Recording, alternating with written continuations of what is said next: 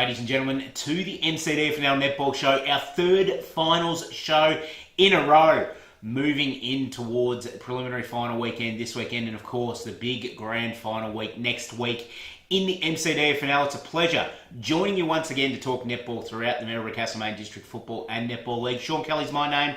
Joining me is my co-host Kim Bailey. Kimmy, welcome back. Big week. Yeah, feeling a little bit under at the moment, but you're getting yourself up and about because of just the fact that it's preliminary final week. Yeah, just a bit of a head cold, Shawnee, but we saw Geron, don't we? We do. The Codrils, we're right. So, yeah, no, it's a good week. Really looking forward to it. Two cracker games coming up to see who's going to go through to the big dance. Yeah, there is indeed. Before we get to speaking about that, though, we'll have a look at a couple of cracker games that were played last weekend, but also, talking point number one, a wrap-up of the Berry Powell and Nalder Tracey Trophy night from the past Monday night at the Highland Society. Over 360 people in attendance. A great night. Fantastic night at the Highland Society and some fantastic winners. And a little bit of history being made on the night as well. Back-to-back Nalder Tracey Trophy winners, I should say. Getting all my awards. There's that many awards on this time of year. I get them confused. But the Nalder Tracey Trophy is what was presented to our A-grade best and fairest. And once again, as it was last year, Jess Parry from Navarre taking home the major award in the MCDFNL. By just the one vote, a very exciting count. She got 2 votes in the last round to pip Maddie Davis from the Maryborough Rovers. But well done to Jess, once again, the standout player in the MCDFNL netball competition. Yeah, great effort, Jess. As I said last night to someone who'd been the premier player in our competitions for a little while now. She's such a mercurial player that can just seems to glide along the court, doesn't she? So does. It was a really good effort, but fantastic effort by Maddie Davis too. It came down to the last game. Yeah. So I think Maddie might have been leading at some stage.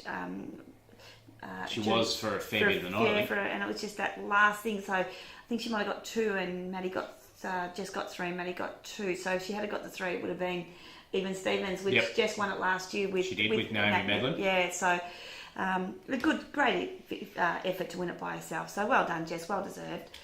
Really exciting count on the night. Well done to Jess. Well done to Maddie. Emma Perry from Natty in third place as well. Great season she had too. Yep, she did. Really great season and a great effort for her. And she unfortunately didn't need the last game, so at least it wasn't during the season. But we'll just quickly touch on the other award winners for the night. The B grade. I'm going to hopefully I pronounce this right. Emma Rumpf, is that correct? Yep, Rumpf, that's correct. Yeah, from Carisbrook on 29 votes. A pretty comprehensive victory from Jackie McHenry and Trentham on 21. Trentham had a great night, didn't they? Yeah, they did. And so did Navarre. Navarre just virtually scooped pool.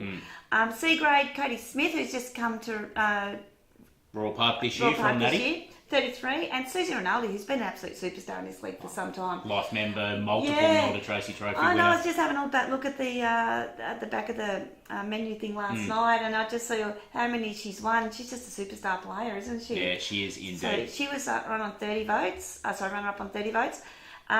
The Maryborough Advertiser Funky Fitness Award of the Year. Which, of course, everybody's been tracking through the Addy throughout the year. Yeah, and that's a player that I love to watch, and she's just an absolute explosion of speed and pace and strength through that midcourt for Trentham. Is Peggy Shallard, who won that on 29 votes. Great victory for her.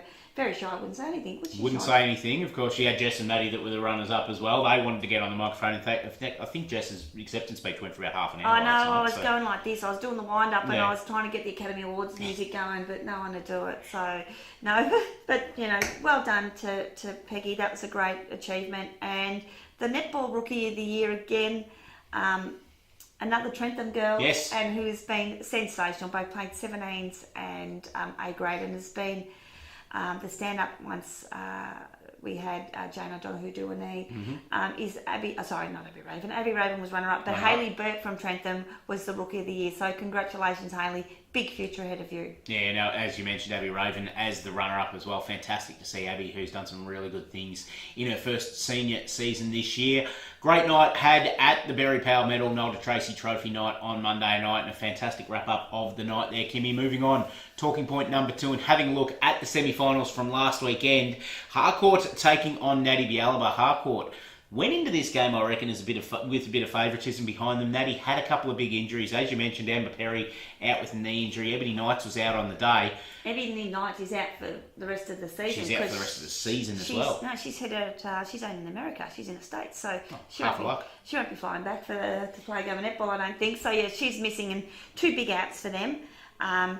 But for Natty to have those 2 players out and to get the victory is an absolutely awesome and an impressive victory too. 44-33, really well done by Natty. No one told them the script. Yeah, that smashed it open in the first quarter, 15-5 goal quarter, and that just set them up and just couldn't be pegged back from there. So that's what I love to do with smash the first quarter open and then say to them, come and get us. And it's really hard to peg that back when you've got your tails up, isn't it? A couple of the young guns getting the job done for Natty as well. Caitlin Lanfranchi and Shanae Mills, 2 of our really, really good young players in the league. Yeah, Shanae Mills had an outstanding game as well. Anna Backwell in defence, Bucknell in defence had a really good game as well.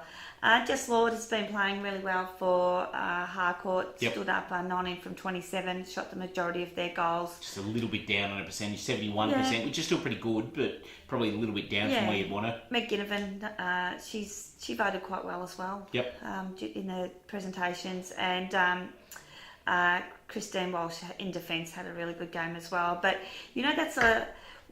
I didn't actually realise those 2 girls were out until I spoke to Deb, and she said, I didn't realise I was missing them. And oh my goodness, and they still won. So that's an awesome effort for them. They should be very, very proud of themselves, Natty. Yeah, great win by Natty on the weekend. And in the other semi-final, it was Carisbrook taking on the Maryborough Rovers. And this was a little bit closer. It was only 5 goals in this one, but Carisbrook continuing what has been a fantastic season netball-wise for Carisbrook, winning this game 40-35. And I suppose one thing we've got to mention off the top at the Berry Powell Medal Night, I should say. Again, they're just getting mixed up for me. We've had so many. From the Carisbrook Netball ranks, the newest MCDFNL Life member, Sheridan Byrne, 300 game player, as we mentioned throughout the night, has done it all throughout the MCDFNL, not just in netball, but also in football. She won a premiership with the MCDFL Lions women's team this year, so congratulations to Sheridan, Life member, very, very humble, great chick as well, really good person and just well-deserving. Had a fantastic game as well on the weekend and really stood up and was the leader for Carisbrook, and it's been one of the main reasons, her and Rebecca Lovett together have been one of the main reasons why Carisbrook has just been charging through the final series. A bit closer than most probably what I thought it would be, but good teams stand up. Doesn't matter what the margins is in finals, as long as you win the games, that's all that counts. Yeah, Maddie Davis, also the best player for the Rovers in defence on the day as well. Great season by the Maryborough Rovers, won a final. Maddie Davis has turned that team around this year. They are going really, really well. And the best thing about the Rovers is they've got so many good young players that are coming up through the ranks. Yeah, and they just need to keep doing what they did this year and getting them on the court, giving them that exposure to the higher competitions, to playing against women, these kids, and it makes a big difference. Even if it's a couple of games here and there, it'll be a major benefit for them going forward. But well done. And great win by Carisbrook. Certainly was indeed. Leads us in to preliminary final this weekend in the MCDFL. You find that preliminary finals sometimes are played and they're the closest games of the year because there is so much on the line. There's a grand final berth on the line, and we'll run through the day, starting with first preliminary day, on Saturday at Princes Park.